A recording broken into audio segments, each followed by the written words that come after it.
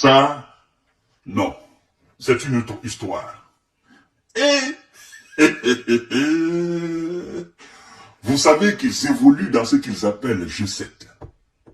Alors, nous apprenons que Washington a stoppé, a bloqué une déclaration de G7 qui était dans les conditions normales, rédigée et censée condamner les élections russes.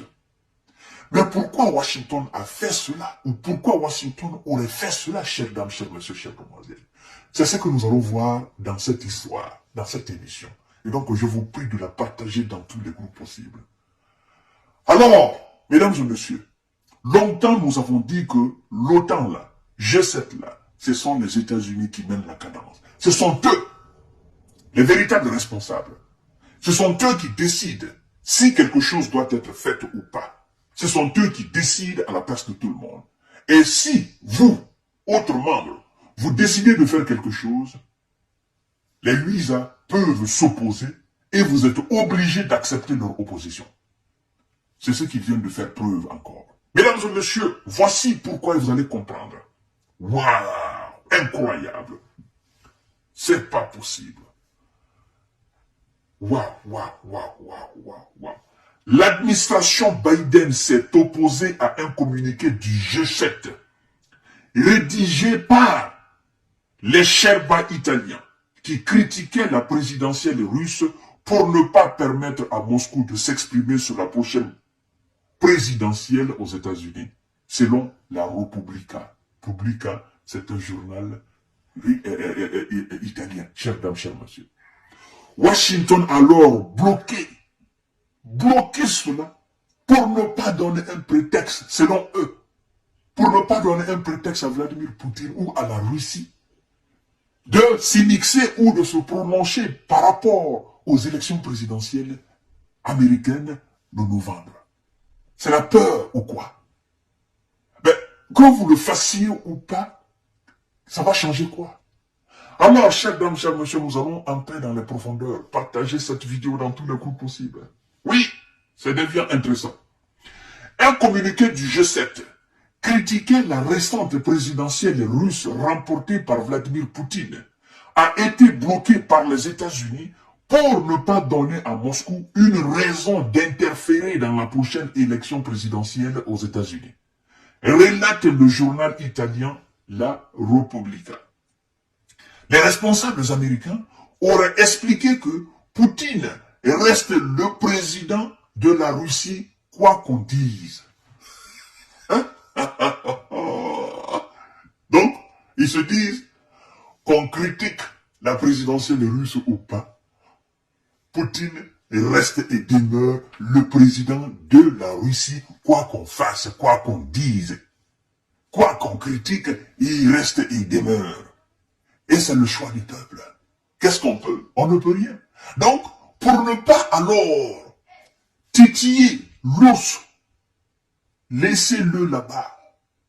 Votre texte là, laissez-le ce texte-là. Je sais pourquoi, on s'en fout. On ne parle pas de ça. On ne critique pas la présidentielle. On ne se mêle pas dedans. Parce que nous, prochainement, nous allons organiser notre élection. Et nous ne voulons pas que la Russie interfère. Ou nous ne voulons pas que la Russie se prononce sur notre élection. Donc, quand la Russie se prononce sur les élections américaines, ça influence alors les Américains, c'est ça. Ça fait effet. C'est ce que ça veut dire. Parce que s'ils ont peur autant que la Russie ne se prononce ou que la Russie, n'est-ce pas, n'entre là dans les affaires électorales américaines, ça veut dire quelque part les Américains craignent alors les Russes sur ce plan-là. Mais c'est ce que ça veut dire. Sinon, dans les conditions normales, G7 devait au moins s'exprimer sur la présidentielle russe. Mais certainement, ils ne l'ont pas fait. Et c'est ça alors la raison.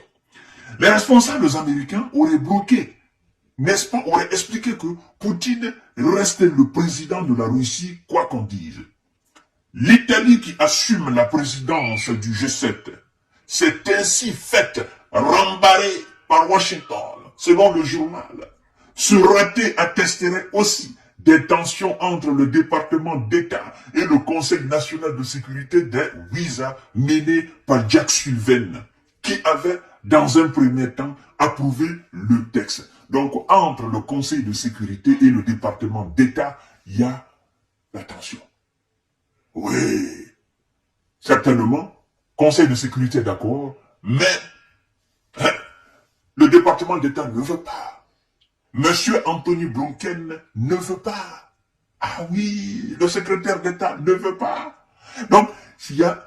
Oh non, la Russie, c'est pas un petit pays. Ah quoi, c'est pas un petit pays. cher monsieur, arrêtez un peu, arrêtez. Ne jouez pas avec ces gens-là. Non, non, non, non, non, non, non, non. C'est pas un pays qui est démuni de tout, chère dame, cher monsieur, chère demoiselle. Vous voyez? Vous voyez ce qu'on dit? On dit ce raté attesterait aussi des tensions entre le département d'État et le Conseil national de sécurité des États-Unis, mené par Jack Sullivan, qui avait dans un premier temps approuvé le texte. Interrogé sur ce sujet, un représentant du département d'État a affirmé qu'il ne croyait pas que le secrétaire d'État Anthony Blinken ait pu bloquer la déclaration du G7.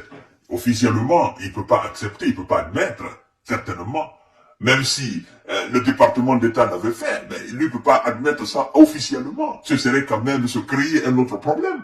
Vous comprenez? L'élection présidentielle des Russes s'est tenue le 15 et 16 mars et ont vu la victoire de Vladimir Poutine réélu avec 87,28% des voix. De nombreux observateurs, y compris venus de pays africains, avaient été invités pour garantir la bonne tenue du scrutin. Et c'est exactement comme ça que ça s'est passé. Alors, chères dames, chers messieurs, chères demoiselles, vous voyez, les visas ont peur pour ne pas que la Russie s'intéresse aux élections présidentielles. C'est ce que ça veut dire tout simplement. Ça veut dire, on s'occupe de ce qui est américain et on laisse la Russie gérer son affaire présidentielle. Parce qu'on ne veut pas de problème ici au visa. Maintenant, nous allons voir ce qui va se passer. Parce que M. Donald Trump est parti pour remporter cette élection présidentielle. Et ça fait énormément peur aux otaniens de l'Europe. Ah oui, parce qu'ils savent, Donald Trump à la tête des visas. Encore, ce serait pour lui, pour eux, une déception totale. Ils ne savent même pas comment s'y prendre avec lui dorénavant. Tellement qu'il y a eu des déclarations de gauche à droite. Chers dames, chers messieurs, chères demoiselles, je vous souhaite une merveilleuse nuit. Partagez cette vidéo dans tous les groupes possibles. Abonnez-vous sur cette page et activez la cloche de notification pour ne plus rater mes vidéos. Abonnez-vous aussi sur ma chaîne YouTube. Merci beaucoup et bye.